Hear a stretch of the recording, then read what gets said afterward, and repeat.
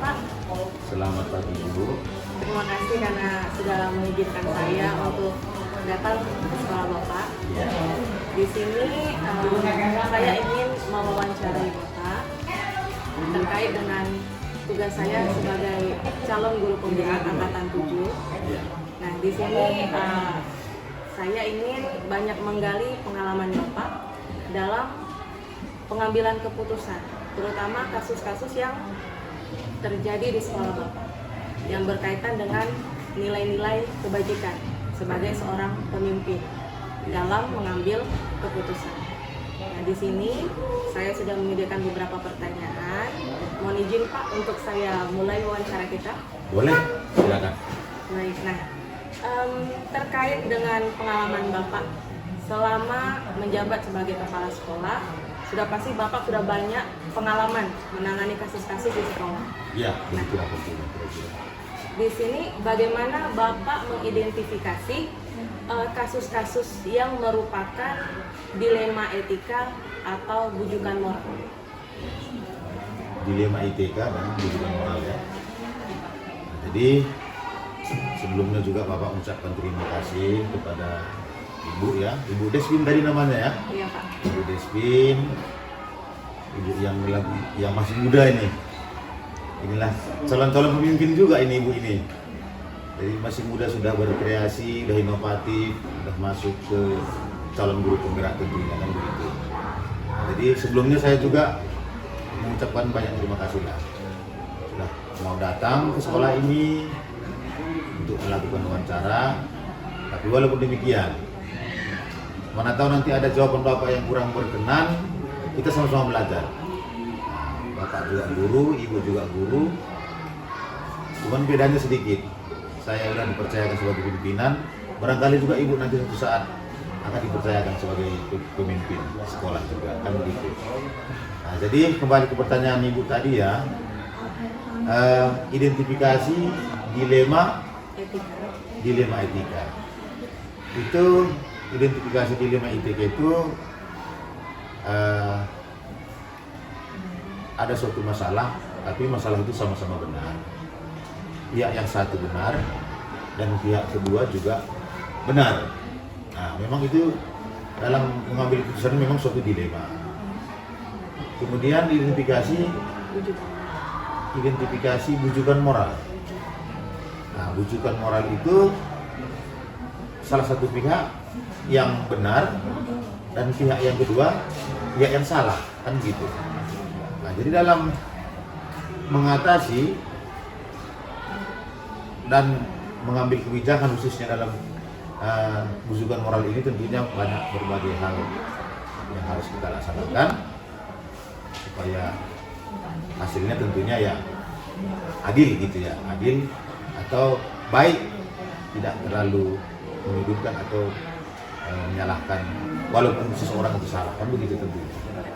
Nah, itulah kira-kira identifikasinya. Selama ini bagaimana Bapak menjalankan pengambilan keputusan di sekolah Bapak, terutama untuk kasus-kasus di mana ada dua kepentingan yang sama-sama benar atau sama-sama mengandung nilai kebajikan? Sama-sama benar dan sama-sama mengandung nilai kebajikan. Berarti itu termasuk salah satu contoh di identifikasi dilema etika, kan begitu.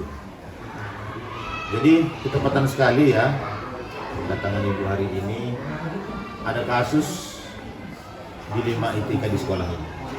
Pas pula kasusnya pada saat ini terjadi di sekolah kita ini.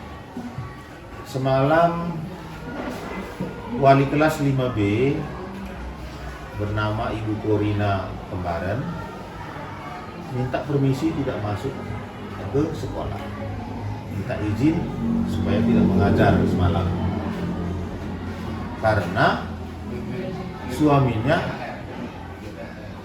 opname di rumah sakit karena dua penyakit, satu penyakit batu empedu, satu penyempitan jantung.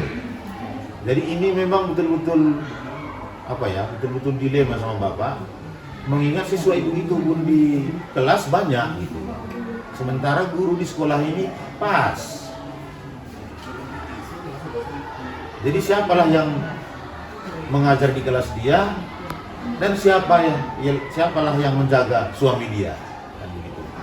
Kalau tadi misalnya nggak suaminya langsung, barangkali saya masih bisa berkata tidak boleh tidak hadir sekolah, wajib hadir. Tapi ini karena suaminya langsung, jadi tumbuh perasaan kita sebagai manusia yang punya peri kemanusiaan. Apabila lah terjadi kasus seperti itu sama diri kita sendiri begitu loh. Nah, akhirnya Bapak, karena memang harus keputusan ini diambil ya, karena situasi suaminya pun masuk ke dalam rumah sakit itu di unit gawat darurat UGD, maka pada saat dia memberitahukan bahwa dia permisi, saya putuskan dengan rasa perikemanusiaan sebagai sesama rekan tim kerja, saya putuskan dia tidak usah masuk sekolah. Saya izinkan dia tidak masuk sekolah. Kemudian untuk mengatasi tugas dia di dalam kelas, langsung saya buka roster jadwal pelajaran di sekolah. Saya lihat ada 2 orang guru yang kosong pada saat jam pertama sama jam ketiga sampai jam ketiga, ketepatan guru mata pelajaran ya. Maka saya perintahkan supaya guru mata pelajaran untuk menggantikan posisi guru di kelas guru tersebut. Nah, begitulah saya buat untuk mengambil kebijakannya. Begitu juga setelah selesai jam istirahat, saya lihat juga guru mata pelajaran atau guru kelas yang tidak pada saat itu mengajar, saya suruh dia menggantikan ibu itu di kelas tersebut.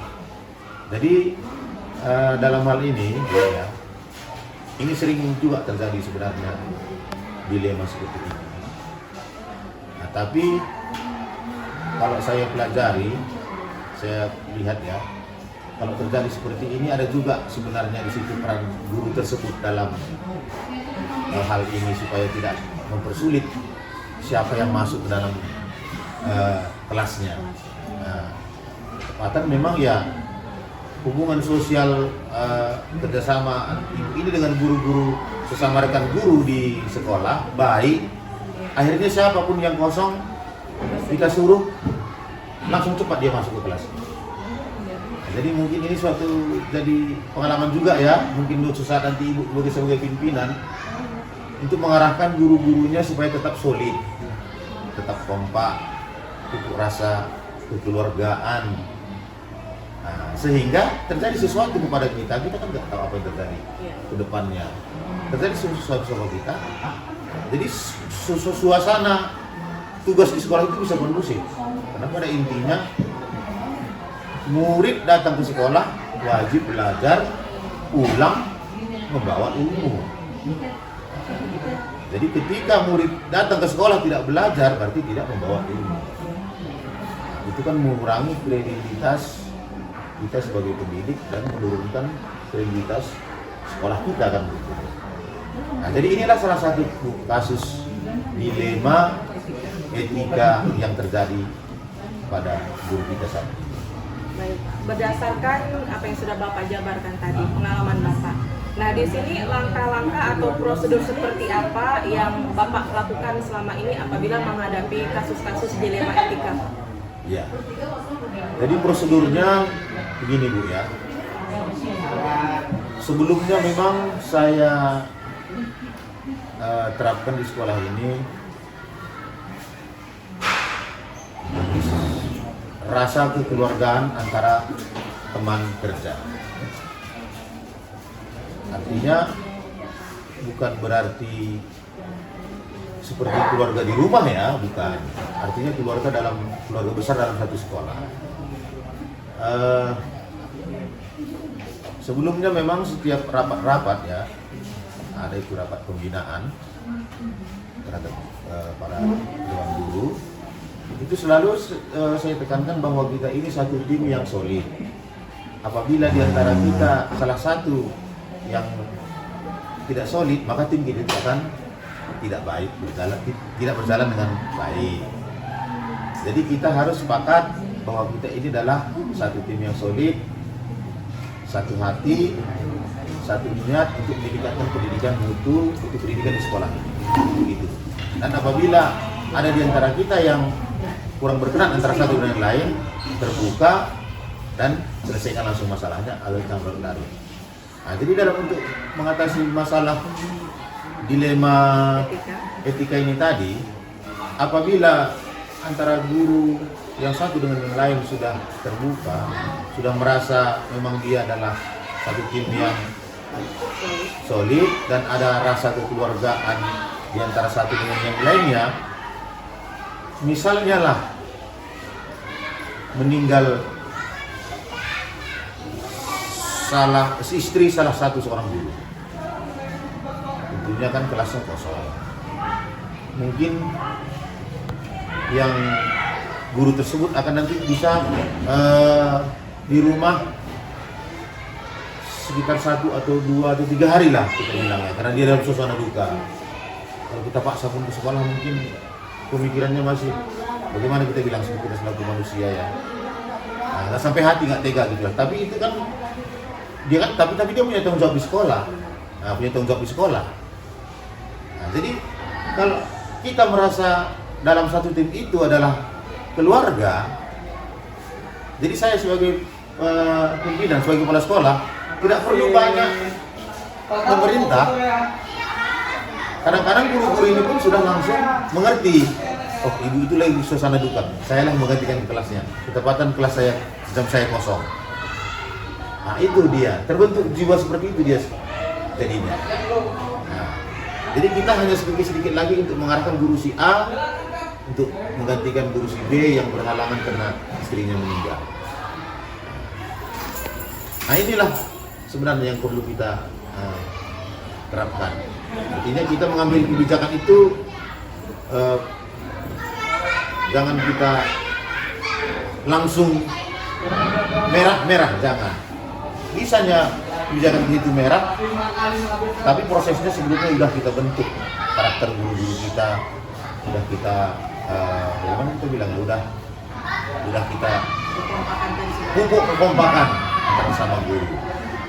Artinya ya kita hindarilah perselisihan, jangan ada dusta di antara kita, gitu kira-kira Bu ya. Nah, karena dusta ini kadang-kadang yang membuat terjadi perpecahan. Nah, lebih baik terbuka walaupun pedas, nah, tapi akhirnya berubah jadi manis. Gitu.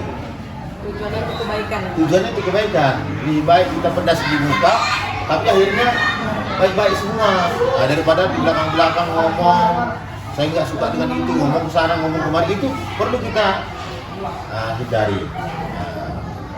Jadi seperti itulah kira-kira Bu.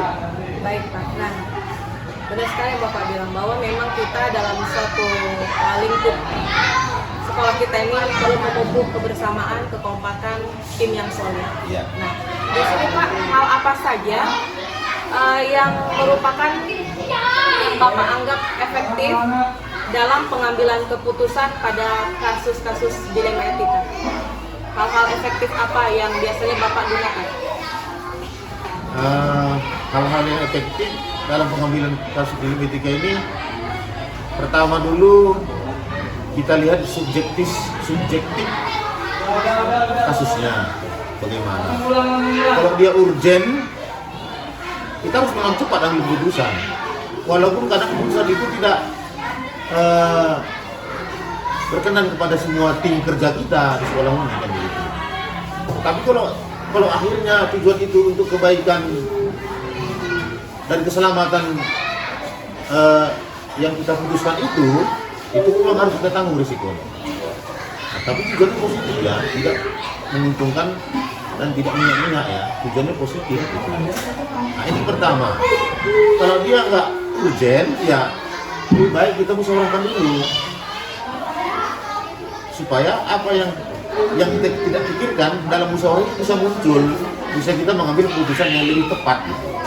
Nah, itulah kira-kira. Masukan dari Banyak dapat kita masukkan dari guru-guru.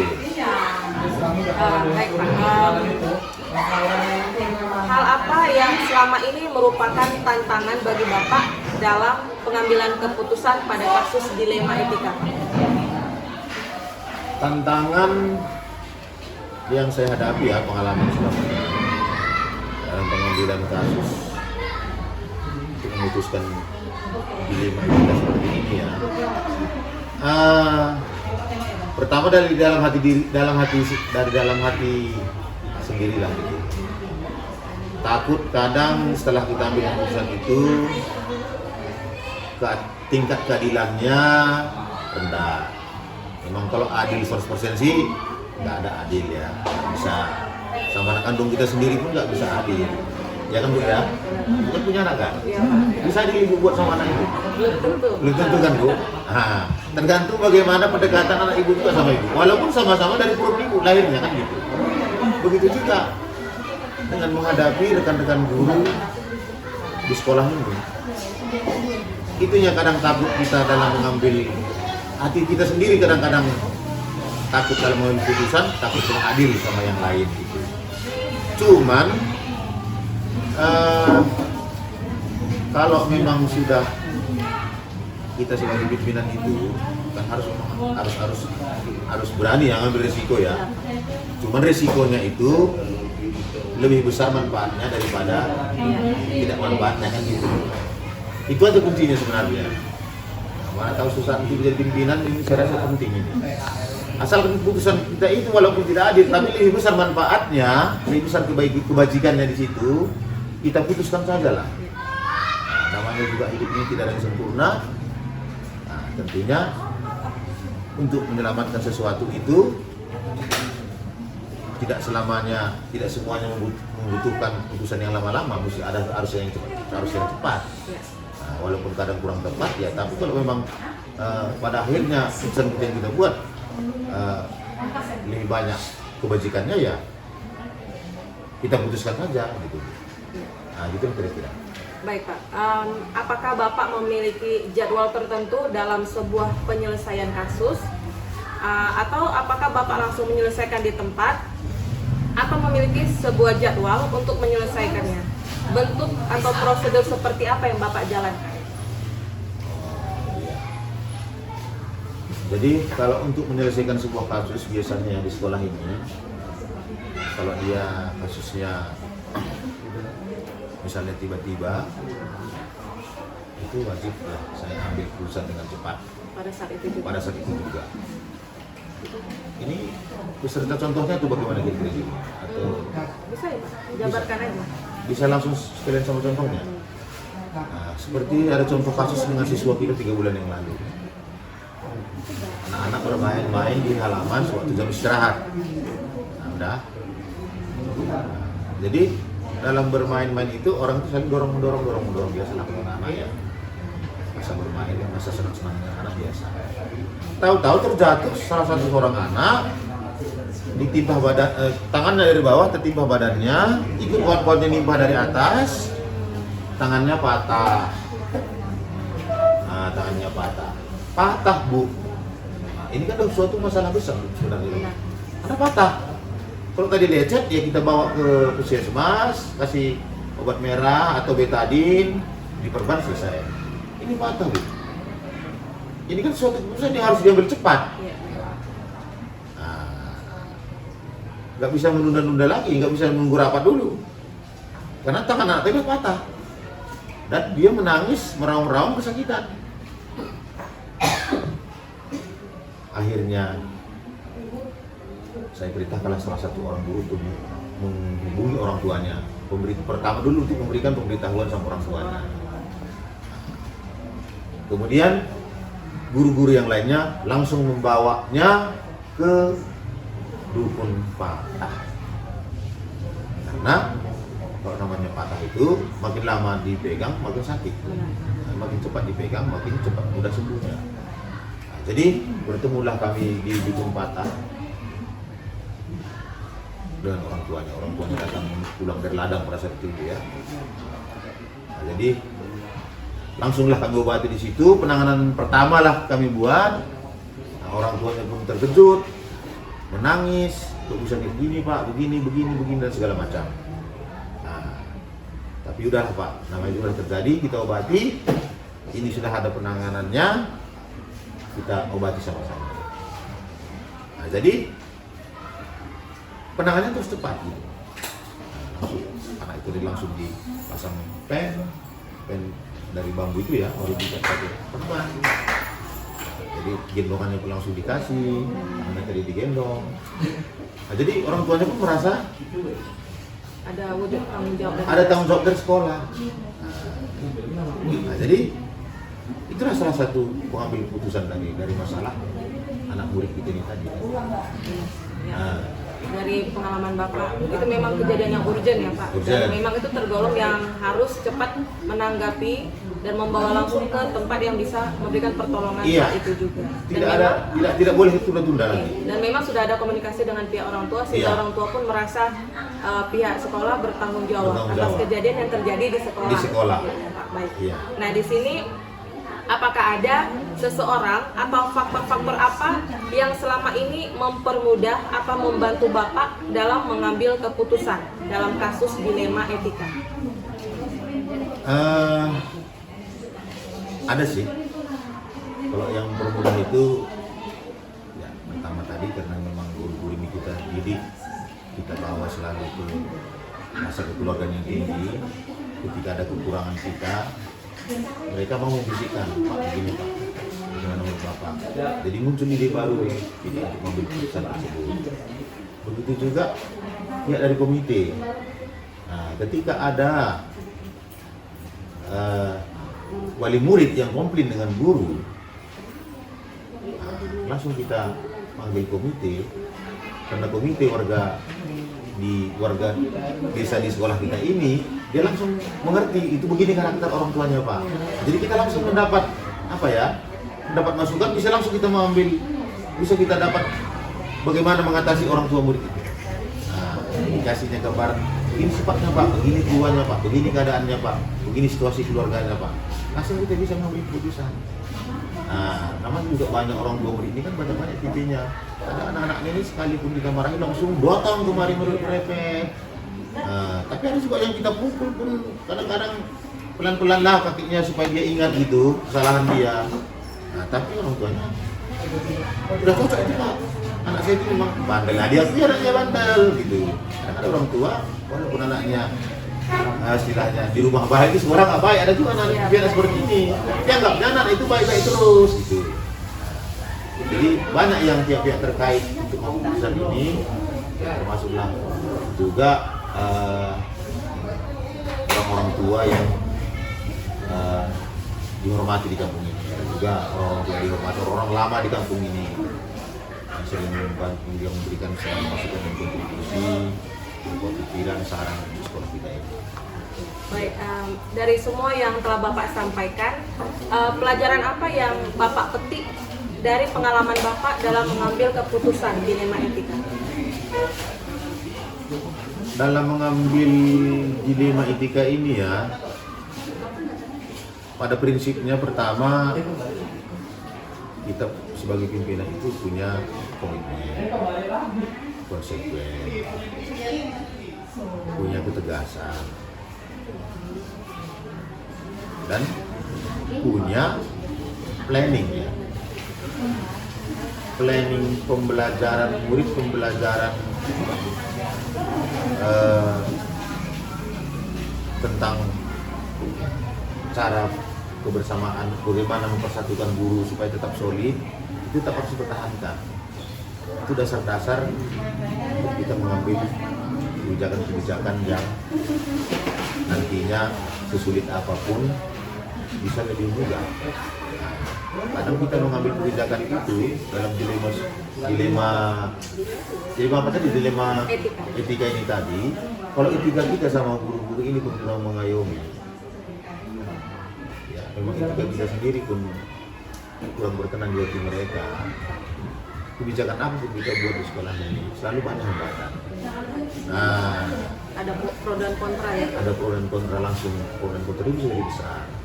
Tapi kalau kita terus rangkul, anggap mereka ini sebagai adik kita, yang muda sebagai anak kita, yang tua sebagai abang kita, sebagai kakak kita. Tentunya kita mau keputusan itu tidak sulit, tapi itulah dasarnya kita. Tapi ketika kita udah bentuk dasar-dasar itu, walaupun kita mengambil keputusan itu,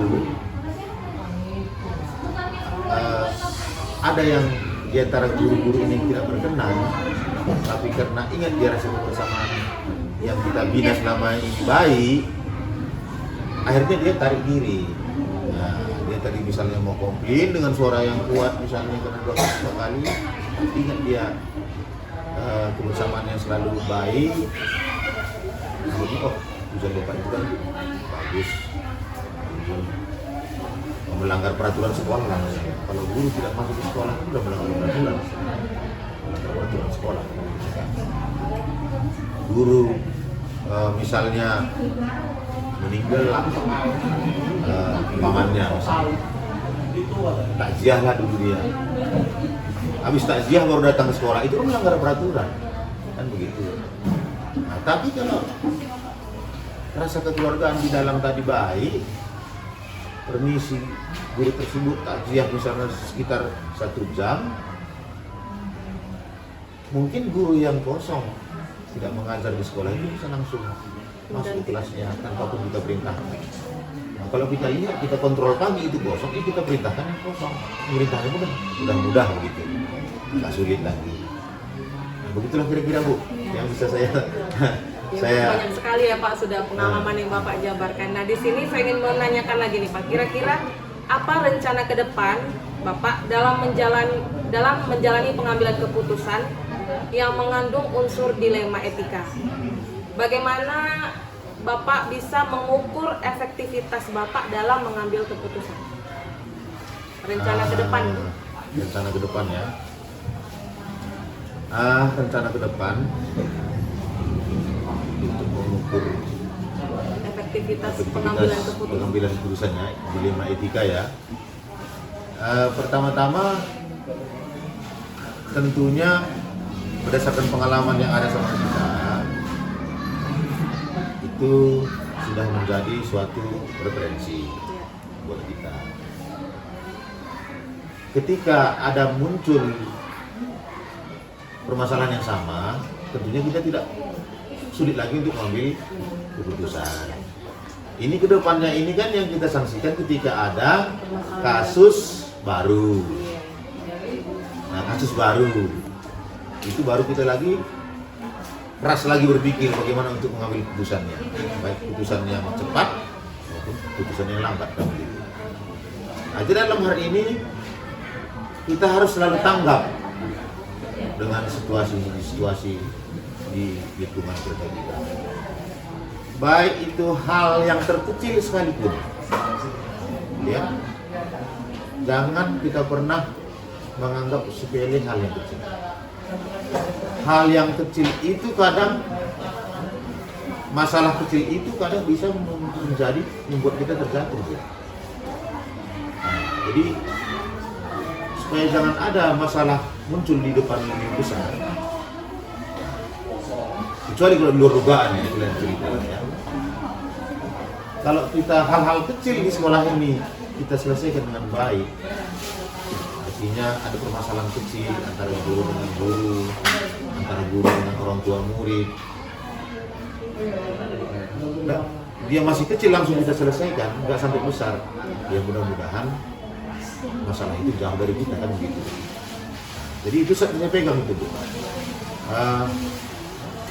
Saya selalu apa ya, masalah kecil itu malah hati-hati saya itu. Karena orang kadang banyak yang sepele dengan hal kecil yang bisa menentukan dia. Begitu di sekolah ini. Dari segi kata-kata nanti ada guru tersinggung, kita tahu itu masalah itu, nggak kita langsung selesaikan atau enggak kita buat saling memaafkan, kita biarkan benar-benar itu bisa jadi benar. Nah, jadi kalau kita selesaikan langsung maafkan, Ya, kalau ada rezeki terus ikan nasi makan bersama lebih bagus. Makin cair masalahnya Bu. Makin cair. Nah, itu dia kira-kira. Sudah banyak sekali ya Pak pertanyaan yang Bapak jawab berdasarkan pengalaman Bapak. Nah nantinya ini akan jadi pelajaran bagi kami ke depannya. Mungkin pengalaman Bapak akan menjadi solusi bagi kami ke depannya untuk menerapkan cara-cara yang sudah Bapak terapkan. Nah, saya sangat berterima kasih atas kebaikan Bapak, berbagi pengalaman, berbagi ilmu dengan saya pribadi, dan kedepannya saya yakin Bapak akan semakin sukses lagi ke depannya dalam menjadi pemimpin di sekolah ini, membimbing anggota dan juga peserta didik kita. Amin. Tetap menjunjung nilai-nilai kebajikan dalam pengambilan keputusan. Baik Pak, untuk waktunya saya sangat berterima kasih karena udah meluangkan waktu. Saya juga Bu, manusia biasa. Iya Pak. Ya, tidak luput dari kekurangan maupun kesalahan. Jadi walaupun tadi jawaban saya kurang memuaskan itu, ya harap maklum. Tapi saya juga sangat bersyukur Ibu datang kemari, berarti Ibu juga punya kepercayaan sama saya, kan gitu ya? Iya Pak, benar sekali ya. Nah, cuman inilah apa adanya Bu. Mungkin tadi sebelum wawancara Ibu menganggap Bapak ini nanti begini-begini sekali gitu. Setelah wawancara, oh begini Bapak ini. Nah, tapi gimana kurang lebih, mohon maklum. Nah, jadi Ibu juga ya supaya kedepannya makin sukses. Bila perlu naik, tingkatkan lagi pendidikannya. Mudah-mudahan kelak nanti juga Ibu bisa menjadi pemimpin pembelajaran khususnya dulu ya, pembelajaran. Kalau bisa juga nanti ada rezeki bisa jadi pemimpin satu sekolah. Ada lagi rezeki. Kita tengok Ibu ini masih muda ya, punya kemampuan. Nampaknya Ibu ini punya kemampuan. Ya, nanti karir Ibu makin naik. Itulah doa saya. Terima kasih ya Pak ya atas doanya. Terima kasih atas kesempatannya. Wawancara kita hari ini kita sudahi Pak. Saya ucapkan terima kasih dan selamat siang Pak. Iya, terima kasih. Selamat siang Bu.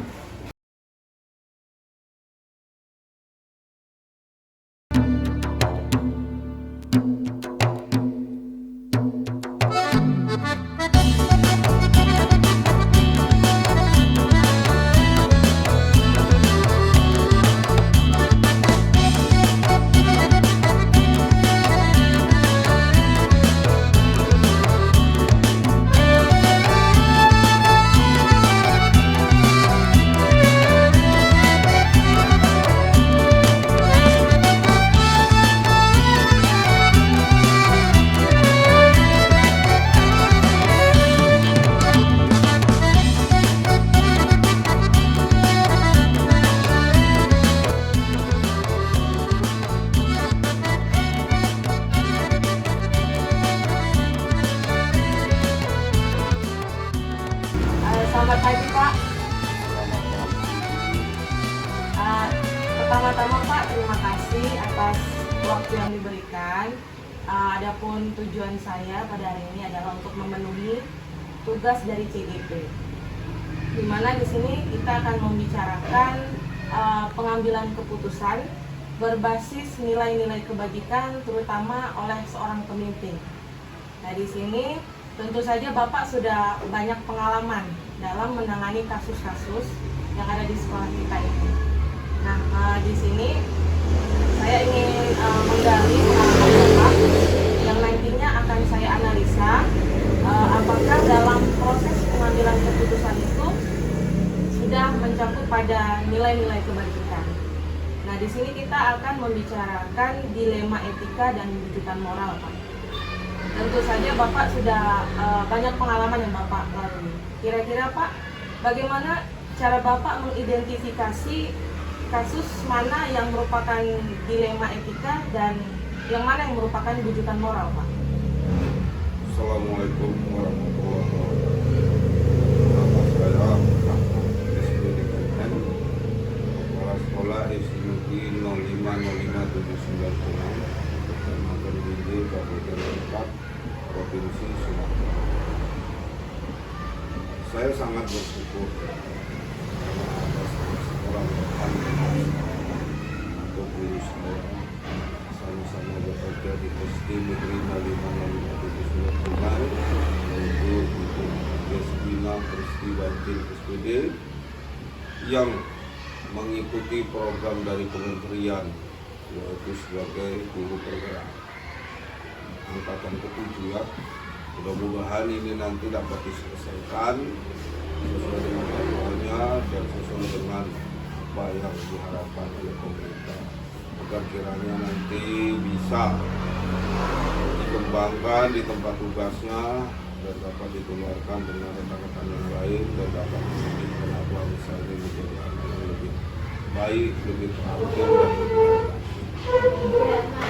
Jadi apa sesuai dengan pertanyaan Ibu tadi, bahwasanya untuk mengidentifikasi persoalan terutama seperti moral ya, kalau memang ada masalah di suatu sekolah itu pasti ada. Hal itu harus kita musyawarahkan.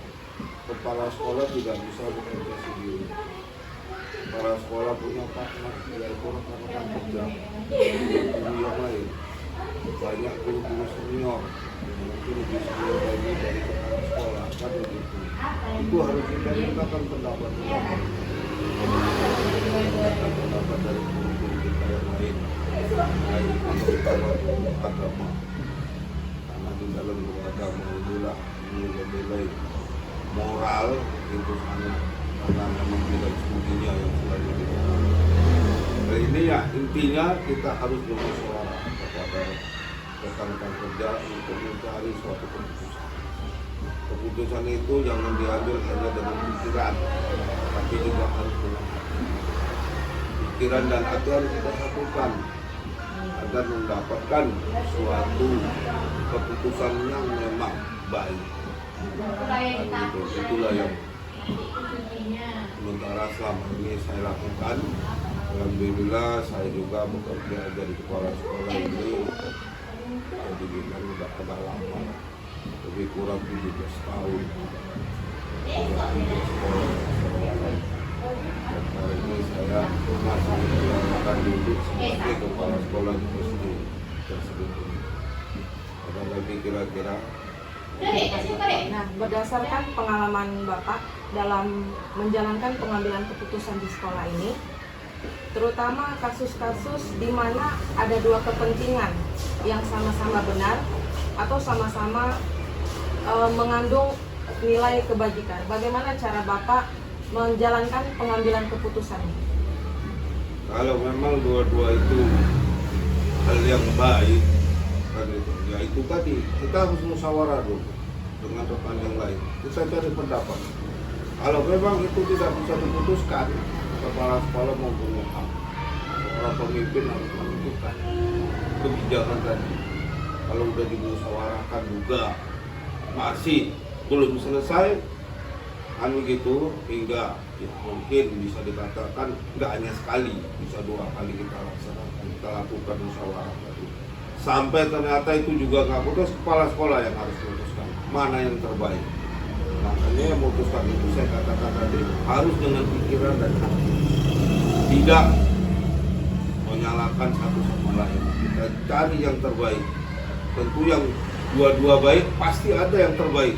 Yang terbaik itulah menjadi keputusan, dan kepala sekolah ya setidaknya harus mempunyai kemampuan, harus banyak berpikir, harus banyak belajar. Dari kepala sekolah jangan malu kalau itu bertanya, jangan mentang-mentang kepala sekolah nggak mau belajar lagi, kan? Jadi kepala sekolah harus mempunyai nilai lebih, kalau menurut saya punya wawasan yang lebih. Jadi dari persoalan dua tadi pasti ada yang lebih baik, itulah yang harus kita ambil keputusan. Baik Pak, dari permasalahan tadi, bagaimana Bapak menjabarkan langkah-langkah atau prosedur yang Bapak lakukan selama ini dalam pengambilan keputusan? Prosedurnya kita identifikasi persoalan itu harus kita pikirkan dulu, karena kita ambil suatu keputusan secara spontan. Kepala sekolah harus memikirkan dulu, kita harus pakai waktu, bisa 1 hari, bisa bisa 2 hari baru kita selesaikan. Tapi kita identifikasi dulu, kita cari dulu akar persoalannya bagaimana, masalah apa sebenarnya yang terjadi, apa yang harus kita selesaikan, kan begitu. Jadi jangan terus langsung kita ambil keputusan, walaupun kepala sekolah mempunyai hak itu, tapi bukan itu yang harus kita lakukan. Kita berasaskan Pancasila, rasa kekeluargaan itu harus kita lakukan. Jadi waktu untuk menyelesaikan itu kita harus berpikirkan dulu, harus kita cari dulu solusinya, identifikasi persoalan itu bagaimana, apa yang terjadi sebenarnya. Baik Pak, jadi hal-hal apa saja yang selama ini Bapak anggap efektif dalam pengambilan keputusan pada kasus-kasus dilema etika? Efektif ya itu tadi, musyawarah itu yang perlu, minta pendapat satu sama lain itu perlu. Karena kepala sekolah itu bukan super, bukan segalanya tahu, dia hanya manusia biasa. Jadi segala kekurangan, kelemahan pasti ada, maka kita perlu pendapat orang lain. Harus diskusikan pendapat orang lain apa, bagaimana, dan solusinya bagaimana. Kalau memang itu sudah terbaik dan menurut kita juga baik, kita juga harus juga banyak kita membaca dari buku-buku yang perlu kita ketahui bagaimana masalah ini. Jadi kalau guru ini tidak lepas dari itu, kan begitu. Kalau malas belajar, malas baca buku pasti akan banyak ketinggalan. Jadi identifikasi kita itu soalannya ya harus kita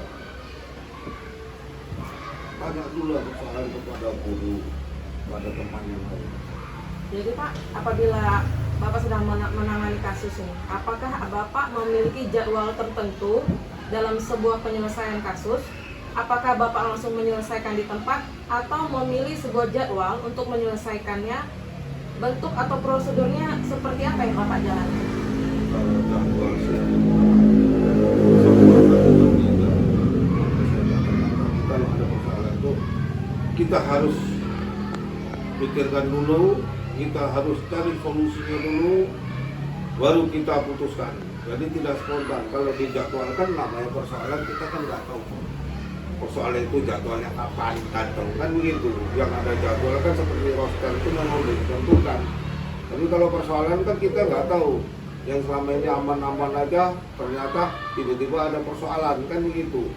Jadi itu harus pakai, ya kita pikirkan dulu. Kita cari solusinya, baru kita sampaikan. Jadi kalau dibilang jadwal, saya nggak bisa. Keputusan diambil ya keputusan yang terbaik, yaitu tadi saya berdasarkan musyawarah dengan rekan-rekan kerja yang ada. Pak, jadi dalam pengambilan keputusan ini apakah ada seseorang atau faktor-faktor apa yang selama ini mempermudah atau membantu Bapak dalam pengambilan keputusan dalam kasus dilema etika? Ya itu tadi, kita ambil ya pada rekan kita yang punya kemampuan, yang selama ini memang punya dedikasi, mau membantu sekolah ini supaya maju, otomatis dia kan mempunyai suatu ya kelebihan dalam suatu berpikir. Ya itu kita minta pendapatnya, kita minta tolong, kan begitu, untuk supaya persoalan itu bisa diselesaikan. Kalau kepala sekolah sendiri yang bekerja atau memikirkan sendiri, ya rasa nggak sanggup juga. Cuma kita punya rekan kerja, kita digaji oleh pemerintah di sekolah ini ya untuk menyelesaikan segala persoalan dan melaksanakan tugas sebagai warga yang diharapkan. Begitu. Baik Pak, jadi dari semua hal yang sudah Bapak sampaikan, pelajaran apa yang dapat Bapak petik dari pengalaman Bapak mengambil keputusan dilema etika? Pelajarannya saya penting. Alhamdulillah semua bisa dilaksanakan, bisa diselesaikan. Faktor utama ya kita harus musyawarah, harus bekerja sama satu sama lain dengan guru-guru kita, dengan rekan-rekan kerja kita semua. Karena baik buruknya suatu instansi, suatu sekolah ya itu tergantung kepada semua rekan. Kalau memang kepala sekolah ada misalnya kelalaian, ya wajib guru juga untuk mengingatkan. Begitu juga guru yang itu kepala sekolah juga harus saling mengingatkan. Itulah pentingnya kerjasama. Intinya kerjasama yang perlu kita laksanakan. yang harus kita terapkan di suatu instansi. Tanpa kerjasama semuanya mau. Jadi Pak, ke depannya rencana ke depan Bapak sebagai seorang pemimpin dalam pengambilan keputusan yang mengandung unsur dilema, bagaimana Bapak bisa mengukur bahwa pengambilan keputusan Bapak itu sudah efektif atau belum? Kalau mengukur efektif atau belumnya itu tergantung dengan yang terjadi persoalan itu ke depannya itu bagaimana dia bisa merubah atau masih tetap dilaksanakan.